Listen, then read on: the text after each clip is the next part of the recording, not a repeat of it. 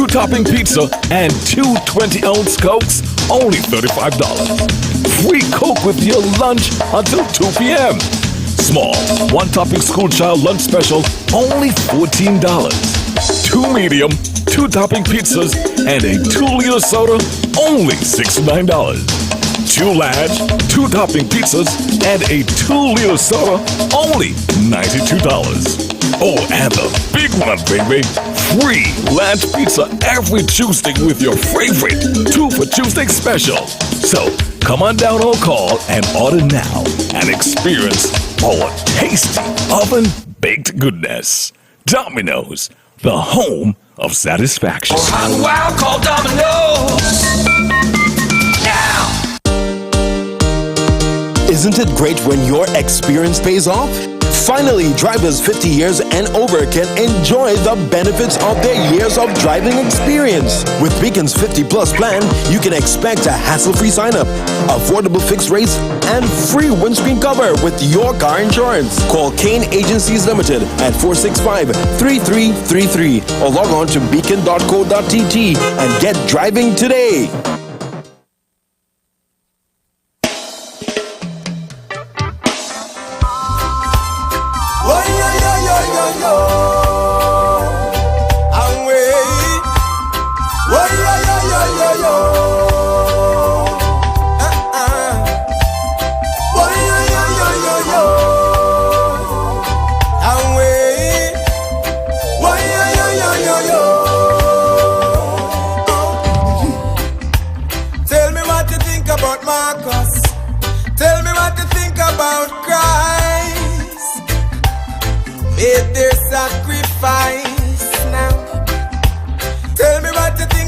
Equal rights for all, everywhere. Say what you think, what you think, what you think, what you think about justice. What you know, what you know, what you know, what you know about love. Why all the segregation, all our but one nation. Oh, let us unite as one. Tell me what you know about love. Tell me what you know about hate. Good morning, St. Kitts. Good morning, Nevis. Good morning, Caribbean. Good morning, world. And welcome to this edition of Policing with You. This morning, we'll be hearing answers to some questions that are being asked at this time. Questions like the COVID protocols for the Federation have been lifted. Why am I still required to fill out online forms? And questions like, I did not take the vaccine, so where can I travel at this time without going through things that you had to go through before? Questions to these and other questions will be answered this morning by our guest from Immigration, Deputy Chief of Immigration, Miss Jacqueline Brown. Welcome, Miss Brown. Good morning. And Senior Supervisor of Customs, Immigration, Mr. Sheldon Jeffers. Welcome, lady, gentlemen, to this show. Good morning. Good morning. My name is Jacqueline Brown and I am the Deputy Chief Immigration Officer. And this morning we will get answers to some of the questions and some of the concerns that persons are still having in relation to entry into St. Kitts and Nevis via the airport or seaports. Okay, so to start off, we have during the peak of COVID-19 pandemic, lots of travel protocols were implemented. Immigration played a pivotal role in spearheading those protocols. Tell us what the experience was like for you during that period. Well, the experience during that period was one that we really needed to grapple with, because first and foremost, we had to make sure that our officers were safe, because during that time, a lot of concern about persons traveling with COVID, immigration officers and other frontline officers having to face them. So those were some of the concerns. But as it relates to travelers, when the form and the protocols were implemented, there were concerns too, because persons were concerned about probably the length of time they had to take before they were responded to, and sometimes about exactly what was required of them. And so they were required to be vaccinated to come into St. Kitts. They were required to have a negative COVID test. Mm-hmm. They were also required to be approved to travel to St. Kitts. And those were some of the concerns that people had. But those situations were not unique to St. Kitts. Mm-hmm. Everybody were concerned about the virus that we didn't know anything about, and we hardly still know much about. So those were some of the concerns that people really had. After a while, people got a hang of, some persons got a hang of the form and everything else, and it was much easier to travel to St. Kitts. Okay. And Nevis. And so if I can just add to what Ms. Baum would have said, during that period, at that time, border procedures at that time encourages social distancing, and serious consideration was given to eliminate any direct contact to immigration officers and other frontline officers at the airport with the processing of passengers to avoid the spread of the virus at that time.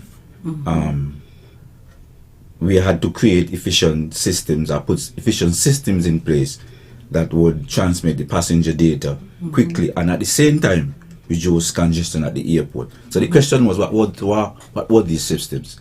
The first, the online form was created to eliminate any direct contact with the passengers and basically to remove the hard copy of the immigration form.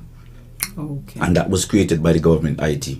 Secondly, there was a welcome center that was constructed at the airport to accommodate about 160 passengers as a cool down process ahead of before you medically screen. So these systems impacted the department somewhat because it meant that we were no longer the first point of contact as normal. And so the role shifted temporarily from immigration to health screenings at that point. Okay.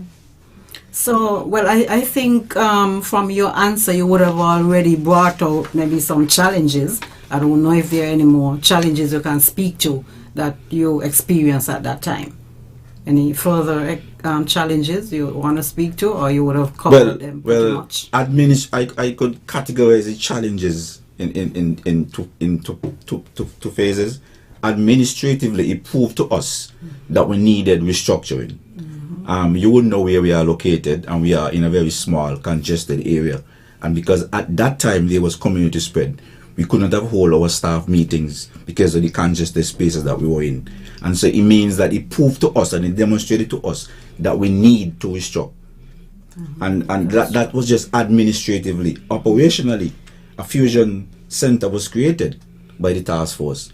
And it means that we had to have persons work from home 24/7, and it caused a strain on those persons because these are persons who didn't have a security background, never worked the graveyard shift, and so it was challenging for them. But I want to use this opportunity to congratulate them because the work that they put in, we were able to discover a lot of things in terms of pre-screening passengers at that time. Okay, great. Well, and in the same breath, what were some of the benefits you enjoyed at that time?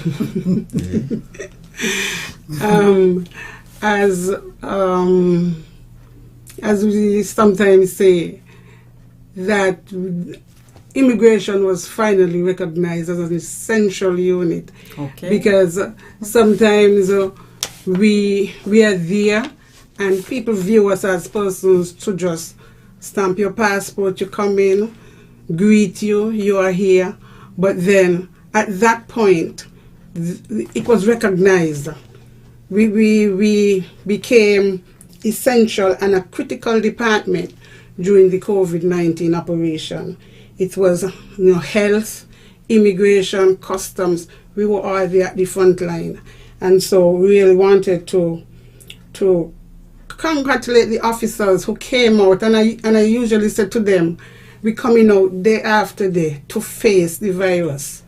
Because as much as we had our masks and we had our sanitizers and we had everything that we needed to have to protect ourselves, we never know. And as soon as there's an announcement that there was a positive case, then the officers start to panic. I wonder if I was the person who checked that person. So, but because we were so prepared, we didn't have much cases in our department.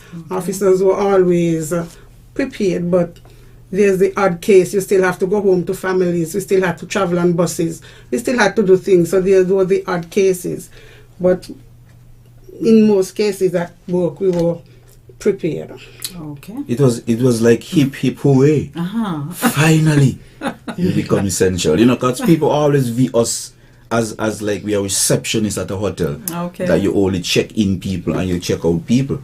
And when we saw our department was highlighted in the COVID-19, it became a big deal. It became a big deal for us. And so it also demonstrated for us the importance of multi-agency approach to this national security. And the COVID task force was created because of that, and it demonstrated that a multi-agency approach was needed, which we were a part of. It also demonstrated that border security and border control was critical. And that is first and foremost our priorities, to protect our borders. We have a civic responsibility as immigration and law enforcement officers to prevent, to detect and prevent and protect our borders from these environmental threats like COVID-19, human trafficking, human smuggling, and other transnational crime. And so the immigration department played a very critical role. We could play a critical role in eradicating this scourge wherever it existed. So COVID brought about those benefits for us. Okay, great.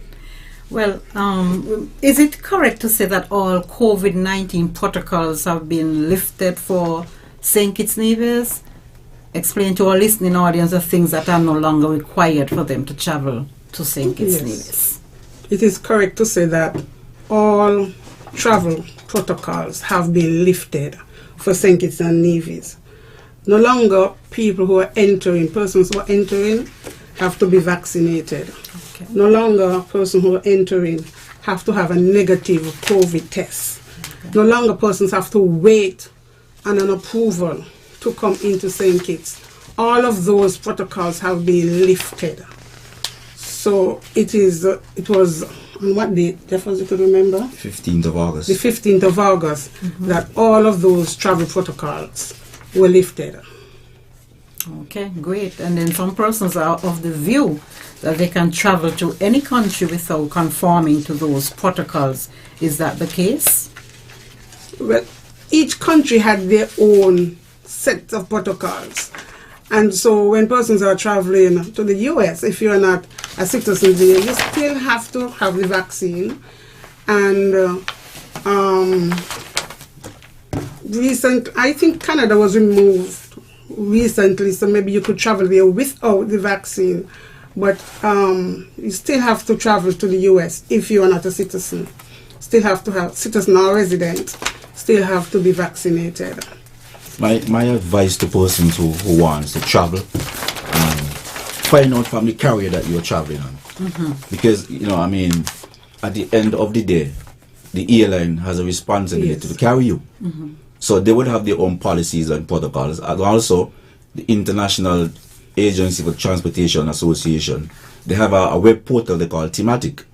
And countries are required to go to that international web portal to update their protocols, and it automatically forms part of the airline for boarding. So my advice to you, speak to the airline that you're traveling, and they would advise you. Okay. But is there any country in the region that still has those protocols in place? And if so, when are they likely to be lifted? If you can speak to that. Well, when I checked, I realized that to travel to St. Martin, it is also similar. You still have to fill out the form if you're not vaccinated. And you still have to have a negative COVID test that you upload to the form. There is discussion about discontinuing it, but it hasn't been done. Until yesterday, it hasn't been done so. But there's discussion. Okay. Well, what are the present immigration requirements for entry into the Federation? Well, it depends on the nationality, but basically what is required is a valid passport or travel document. International standards are a passport must have at least 6 months in validity. Proof of evidence of return, proof of evidence by a return ticket and accommodation. That is for visitors, not nationals and citizens. You must have sufficient funds to support yourself while you're here. A valid visa for entry visa if you're coming from a country that required a visa. And most importantly, completing the immigration and customs entry form. And a reason why I said that it varies depending on nationality. For instance, if you are a national of the OECS, the requirements differ, because you would not require to prove to us that you have sufficient funds. You don't require to have a return ticket, and you can use any government issued ID from that country. You don't need a return ticket, you don't need insufficient funds, but again, you need to complete the online form, and irrespective of your nationality, that online form is a mandatory. Okay, well, speaking about this online form, can you tell our listeners what is the Immigration and Customs electronic entry or online form? So you would recall on the 15th of August, our COVID entry requirements was officially lifted for the Federation. You would also recall that during that time, all arriving passengers had to upload their tests, their vaccination cards, and other health-related questions had to be answered before approval was granted for you to enter, all of which was included on the same entry form that we are about to speak about. However, once the protocols were removed, only the health section of the entry form was removed. So no changes was done to the immigration section of the form, and no change was done to the customs section of the form. And I want to repeat that because persons are confused because the protocols were lifted, that they no longer require the entry form, and that is not so. Only the health section was removed. And so, without going into the technical part of it, the Immigration and Customs entry form is basically the embarkation card completed by passengers prior to arrival or upon arrival in the Federation. It is the same paper ED form that we were required to complete prior to COVID-19. Okay. It is just that it is electronic. Okay. So it is the exact copy of the form. It's just that it is electronic.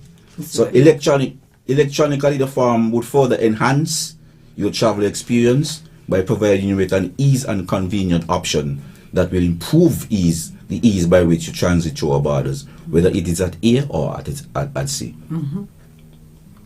Okay. Well, and just let me add, this is something that we needed, that we were planning to get into all along, but the COVID-19, just sped it up, and then we're here with it now. We are here with it, and this is what we want to stick with, because everybody is going electronic. Yes, paperless. Okay, I think this is a good time to take a break, and so we'll take a break at this time, and when we come back, the lines will be open for any question you may have out there, and the numbers to call locally 465-2555 or overseas 718-577-2916. Over to you. Get the protection needed for your eyes only at Quartz Optical. Trade in and save up to 35% off your lens purchase, plus a free eye exam. Payment plans available from 3 to 24 months. Book your appointment today online at www.quartzoptical.com. for your eyes only. Trade in your old glasses and save up to 35% off your lenses only at Quartz Optical. Value you can see. Special conditions apply. FarmCare now offers COVID-19 antigen self-test. This test is easy and convenient to use in the comfort and privacy of your home. No long waiting for results. You get your results in 10 to 20 minutes. Come visit us at FarmCare for your COVID-19 antigen self-test. It's easy, convenient, fast, and helps to keep you, your family, and community safe. Mommy, remember you told me if I pass all my exams, you would buy me a brand new laptop computer, a cell phone, and a PlayStation 4? Well, here are the results. Wow, son, you did great. But where can I find all these stuff at affordable prices? Smart Electronics, Mommy. They have stuff for the entire family. They have washing machines, cell phones, tablets, refrigerators, TVs, blenders, irons, microwave ovens, Bluetooth speakers, and much, much more. And they are located at Port Zante opposite the food court. Wow, but son, where did you get all these information? My friend told me, and he also told me if you buy them somewhere else, they won't last. Is that so? Yes, Mommy, so I don't want you to buy them anywhere else but Smart Electronics. Okay, son, get dressed. We're going down to Smart Electronics. No need to go to St. Martin anymore. We have everything available right here in St. Kitts. And remember, we have only one store in St. Kitts, and we are located at Port Zante opposite the food court. Smart Electronics, way to live a smart life. Green means go with one rate. Green means go with one rate from Republic Bank. Go green with hybrid or electric vehicles, and it's one low rate. And we mean low. Go green with solar-powered air conditioners, grids, water heaters, and it's still one low rate. Any green product, the same low rate. Enjoy up to 100% financing and flexible repayment. Offer lasts till December 31st. Terms and conditions apply. Call or come into our nearest branch for details. Green means go with one rate today. We're the one for you.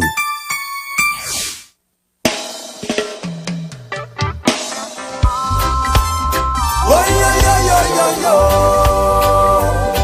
And wait. Oh, yo. Welcome back, and this is Policing with You. I am your host, Superintendent Diana Mills, here with Deputy Chief of Immigration Jacqueline Brown and Senior Supervisor Sheldon Jeffers. We welcome the caller online. Hello, good morning. Good morning, sir. Good morning, Superintendent Mills. How are you? I'm doing well, thanks. What about good morning to my deputy, Ms. Jacqueline Brown, and my colleague, Senior Immigration Officer Sheldon Jeffers. I listened to the program, and I'm so proud of the two officers there. They did a remarkable job by explaining. And the thing about it, we at the front line, I'm a supervisor myself, and we're having some serious challenges with the persons coming into the Federation, because a lot of persons were of the opinion, because the protocols are lifted, the immigration and immigration form was out of existence. We was going back to the paperwork. Mm-hmm. So I'm glad that they now that the public have a better idea, a better knowledge of that we are going forward with the electronic form, so person now can be aware, so they don't be caught, and then when they reach at the airport, they get confused, they get frustrated, and they're thinking that we at immigration, we are the one who said that the immigration is not anymore in existence. So I'm glad that the officers were able to educate the general public, and I hope that this program could reach to a wide section of the local, especially local general traveling persons, because that's where we're having a lot of problems, where persons are saying, well, they thought that everything was lifted. Mm-hmm. So now that they are aware, I pray and hope that we could get better cooperation from them and the word can get around. I'm so glad for this program. But again, Mr. Jeffers and Ms. Brown, you all did an excellent job in explaining to the general public how the immigration, what it entails, and now persons know that immigration, we are very sensitive. We are the first line of defense. So we have to be very particular at immigration officers and they're not just sitting down and just stamping. We have to look for other things. So again, Mr. Jeffers and Ms. Brown, excellent job, and I pray and hope that the general public is listening to this program so we can get more cooperation going forward. Thank you very much. Thank you so much, caller, and I wish to say to you that you are always so uplifting with your kind words and comments, and so I want to say that to you as well. We appreciate that, and I'm sure your colleagues do appreciate as well. We have a next caller. Welcome, caller. Hello, Superintendent Mills. Yes, sir. This question is for you and the Deputy Immigration Chief. Yes, sir. Somebody born in St. Kitts, and they don't have no documents, and they make it home to the country running from persecution or something like that case they had last year. This guy came into Lime Keel Bay from Antigua, and he was charged with a crime. How could you charge somebody with a crime to enter into a country where they were born if they could prove that they were born there? Is that really a law? Okay. One of you want to answer that? I think I can say something to it, but there are legal ports, and there are ports and there are areas that you are not allowed to enter. And so, whether or not you are a citizen, I think the proper place to enter is at a legal port. So, that is what I will say to you, Carla. And thanks for your question. That's the same thing. I was thinking that no matter who you are, there are things in place, and we must follow those proper. And if I could add something to, I think the law speaks clearly about it. Yes. The law says no person entering St. Kitts and Nevis by ARC at a formal port of entry. Right. No persons arriving in St. Kitts and Nevis by ARC may disembark without the consent of an immigration officer. Right. So if you arrive at a port that is an official port, quite naturally you commit an offense, irrespective of your nationality. Yes. So I hope that answers your question, caller. We have another caller. Welcome, caller.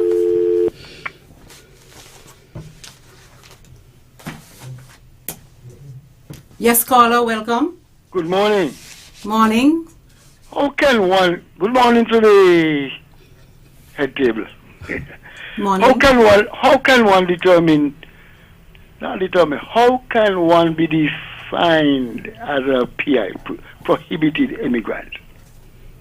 You understand the question? Can you repeat that question, caller? How one can be deemed to be a prohibited immigrant? Or prohibited immigrant? Okay. A prohibited immigrant is somebody who is not permitted to enter the Federation. For instance, you were deported. You would not be prohibited to return unless you get permission from the Ministry of National Security. For persons who are paupers, persons who are suffering from communicable diseases, etc., etc., persons who have been convicted or admitted of having committed a criminal offense in the Federation of St. Kitts and Nevis, and the list goes on and on. Persons who are prostitutes or whose behavior offends morality, those are persons that are categorized as not prohibited to enter St. Kitts. As prohibited. As prohibited. As yes, prohibited, sorry. yes. And that is As what the law prohibited. states. And that is the law. Yes. Okay. Welcome, caller. Hello, Officer Mills. Yes, sir. Didn't hear you answer. I was the one that asked the question. Yes, sir. And what I want to say to the immigration officer and to you, I'm going to draw an example. If you're an American citizen and you was away from the United States for most of your life, and you go to an embassy or enter any part of the United States illegally without documents, and you could prove that you was born there, you would not be resisted, stopped from entering, you wouldn't be prosecuted, and that law, I'm going to tell you who I am. I'm Jam Down and Dumpling oldest brother. I live in New York. Yes, sir. That's wrong. If that's where you was born, you shouldn't have to face no prosecution because you were born there and that's your God-given rights. And that law is wrong. Okay. I take your comment, caller, But that is the way it is for our laws.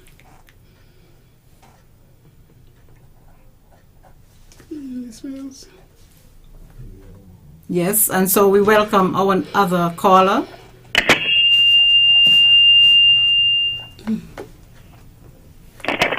Back again. Hello? Hello, welcome caller. Hello. In a case where I think I heard a while ago that where somebody has a government ID and the person could be a foreigner, but they commit an offense and they're being convicted. They're convicted. Is that person liable to continue to stay in the state or be deported? If you're talking about a non-national committing an offense. Yeah, non-national and non-national. And it's not necessarily the punishment will be deportation. There are other means by which offenders could be punished. There are some that the penalty might be to deport that person, but it's not necessarily all offenses that will lead to that form of punishment. Mm-hmm. Because I think that, I don't know if I misunderstood. Can you speak up a little, caller? I made to understand that in the United States don't care what the magnitude of the offense is, as long as you are a non-national there, they deport you forthwith after serving the time. They deport you. Is that correct? Do you know anything about that? I can't speak to the U.S., but what I will say is that there are certain categories of crime that that form of punishment will be meted out for, but not all categories of crime. Oh, okay. The same thing, most likely the same thing applies here. Yes. I see. Okay, thank you. Thank you. Good. Okay. Yes, caller. Good morning. Morning. I just want to respond. I make a comment on some things previous callers made. St. Kitts and Nevis, twin island states, so we make up out of 2 islands. Anybody from St. Kitts or from Nevis could go and land any part of Nevis or St. Kitts anytime they want, because we are states. Same thing applies to the U.S. Virgin Islands. You don't need no documents to go from St. Thomas to St. Croix or Beef Island to one of the other islands in the British Virgin Islands. Now Antigua or Barbuda, but not to prolong. But same way in United States. United States is about 50 states. And if you're from Maine, you could go to California, you are sail around the southern part of this Suez Canal and go on the west coast. And you enter. You're from United States, but the thing is there, you can pass foreign countries. So anybody coming from foreign countries, and even if they're national, they're supposed to, the designated ports of entry, they're supposed to go there and do the legal thing. That's why they have these ports, immigration and all of that. Yes. So I don't know why they're twisting things outside here, because you're born in America.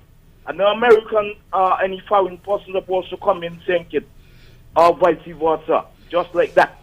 There are laws that do these things to regulate to prevent crime and so forth. Yes. So they need to get that in their head. The person came in from Antigua, they were wrong. They came from another country. Antigua is a sovereign country. St. Kitts and Nevis is a sovereign country. And they need to understand and do what is right. But what I find, it seems to me that Kittitians and somehow Nevisians too, but mostly Kittitians, they like to disobey. They like to disobey too much. That's why we have so many problems in the country with breaking laws, traffic rules and regulations. But I think you are doing a good job and you all should return, because people need information. And good information, the way you are presented today, I feel happy. I was doing something and not stop what I was doing just to listen. So keep it up and I congratulate you all. Have a good day. Thank you very much, Carla, and I congratulate you too. I think you did a good job in shedding some light to that question. Thank you very much.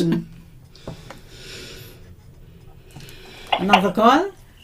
Good morning, Carla. Good morning. Hello? Hello, good morning. Welcome. Good morning. A pleasant Thursday morning to you. Excuse me for the sound of my voice. I apologize for the sound of my voice. Yes. I am listening to the program attentively, and I listened to Mr. Wilshaw and his comments that he said that there's still persons who think that, after the protocol was present and everything was removed, the immigration form was also removed. I think what we are dealing with right now presently, because wherever you want to enter, any country you're going to enter, you have to have an immigration form to enter that island, that country, wherever it is. I think what we're actually dealing with is a situation where there's a lot of persons who love to travel, but they cannot read and write. And I think there's been a lot of the complications is coming in, because I may be not intelligent enough, or I have a reading disability or something, and I usually go to a friend to fill out my form, or ask a family member to fill out the form. We got to bear in mind that a lot of persons have passed over the years with this COVID situation, and maybe one person that I had who could rely on is no longer there to help me. And I think coming into the Federation with an unfilled out immigration form, is that when I get there, the immigration officer would be able to help me, to guide me through filling out of the form, because a lot of that used to happen back in the day. I totally agree that we have to move in the 21st century. We have to change a lot of things. But we also seems as if we have a pattern of fixing things that do not need to be fixed. And might get me wrong, I agree with the online situation, filling out the immigration form online, because it takes up less time when I get there. My information is already in there and I just go right ahead through. Right. But what about those individuals who are unable to read and write? What do we have in place for them? Because a lot of people a lot of persons who are unable to read and write travels a lot. And I think that is one of the complications that we are butting up into. Not that people just want to disrespect the law or just want to disrespect the guidelines that as petitions we have in place, but I think it's because of the disability in reading and writing. So how do we go about fixing that situation for the individuals who have that problem? Thank you very much. Continue to do the good job that you're doing and continue to stay safe. Thank you very much, caller. And I'm really liking our callers this morning because, this caller has gone ahead to ask a question that I had for my guests. And so if we don't have any more callers, we can go right into that. We have another. Okay, when we come back, we answer that. Okay. Hello? Welcome, caller. Yes, I saw you had to call back, but I forgot something I wanted to say. This guy in New York, I'm not disrespecting him, but maybe he's ill-informed. When they pass this law where they deport people after 2 strikes and you're out, 3 strikes, felonious crime, they know, but they don't want to take time to listen and do what is right.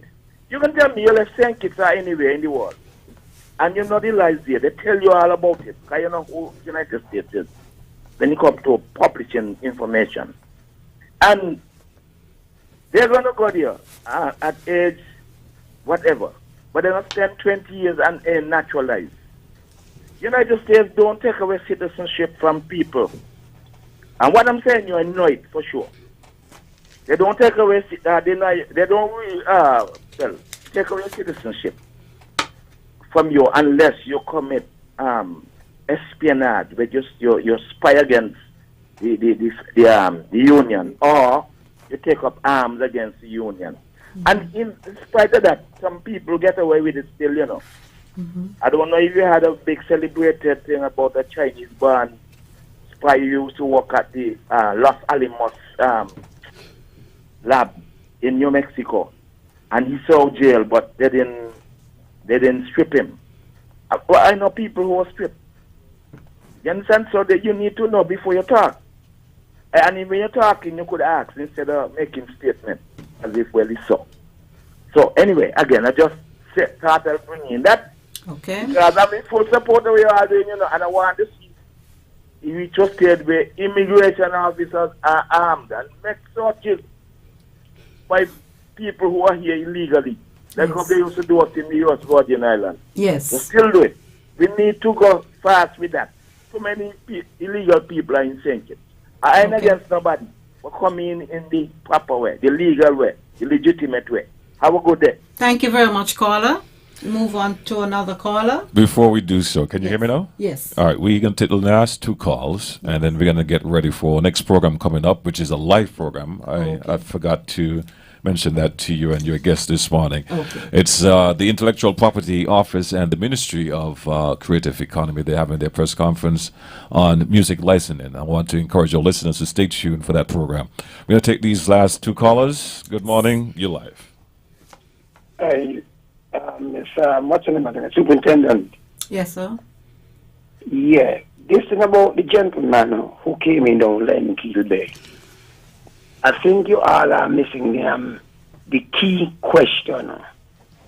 Why do he want to come in Limekiln Bay? His petition has been said. Why do he want to come in Limekiln Bay illegal? Is it that he went out to Antigua illegal? That might be the question that need to ask.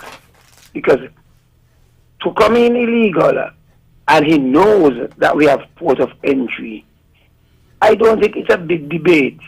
It has to be that he's been going back and forth probably illegally. Or he had something to hide why he wants to come in illegal. Yes. Because close to Limekiln Bay is Port Zante, where there's an immigration office. Why didn't came in Port Zante and walk over to the immigration office and get his or her passport stamp? Have a good day. Thank you very much, caller. And we'll take our final call. Welcome, caller. Good morning. Good morning, sir. Asking this question because I have some issues. I'm wondering if the immigration department have any connection with the foreign affairs.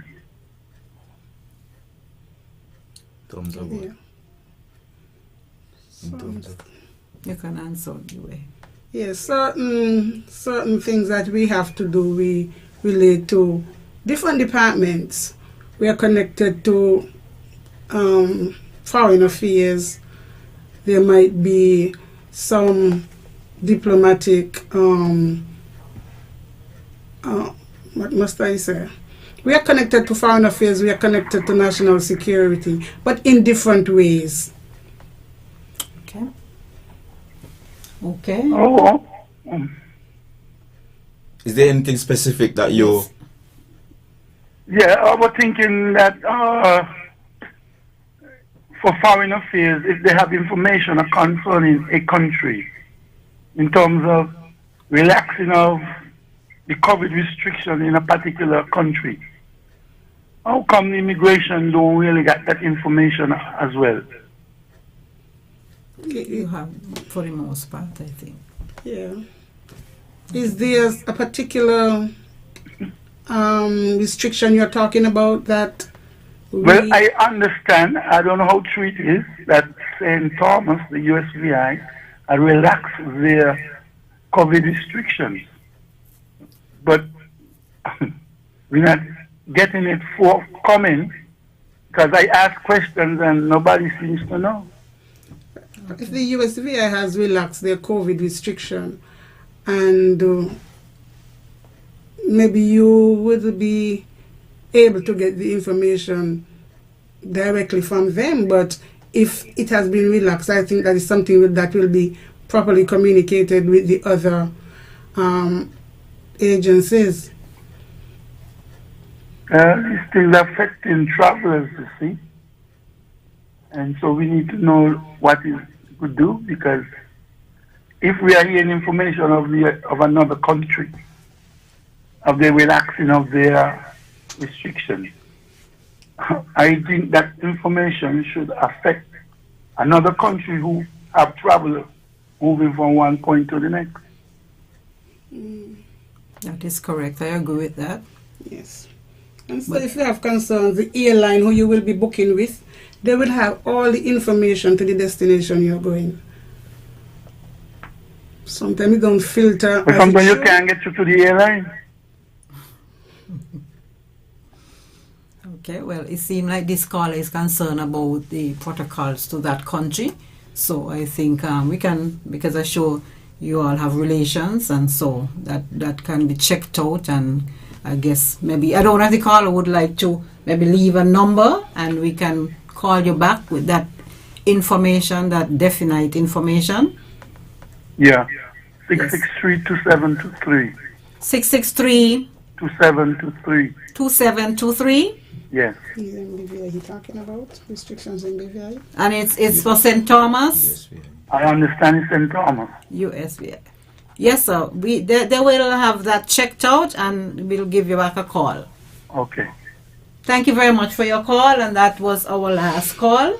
And in wrapping up, just to answer quickly, if we have that time, GQ, the question that the lady asked about challenges that some persons may have to fill out the online form. Can you speak to what can be done in those instances where persons have different challenges to fill out the form? I think she spoke about like maybe mentally challenged persons or persons who have aged.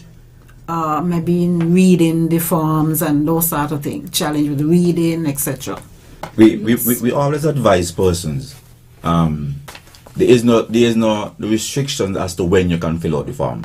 So as soon as you have a flight reservation information, and I'm speaking to about nationals or citizens, once you would have planned your vacation, once you would have planned your trip, and you have a ticket to take you to that country, we advise you as soon as possible. For example, if you're traveling in December to do your Christmas shopping, and you know, the earlier you book your ticket, the cheaper it is. So you would probably book your ticket in October or like now. So once you would have a confirmed ticket, you can go right ahead and fill out the entry form, even though you have not departed, St. Kitts, as it.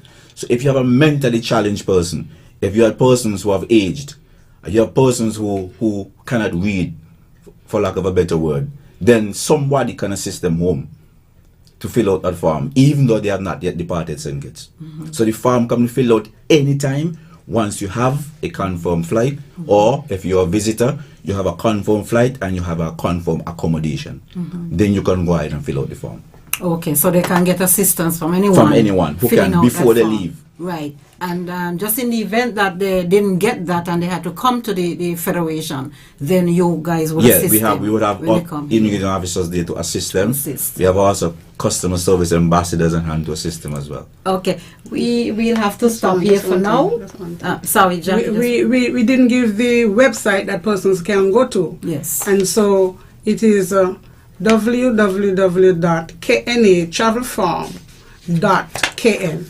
So you go to that website and get the information to fill out your forms. www.knatravelform.kn. That's the website. And we have come to the end of this program. We're out of time. Thank you very much for calling in, and God bless. Thank you.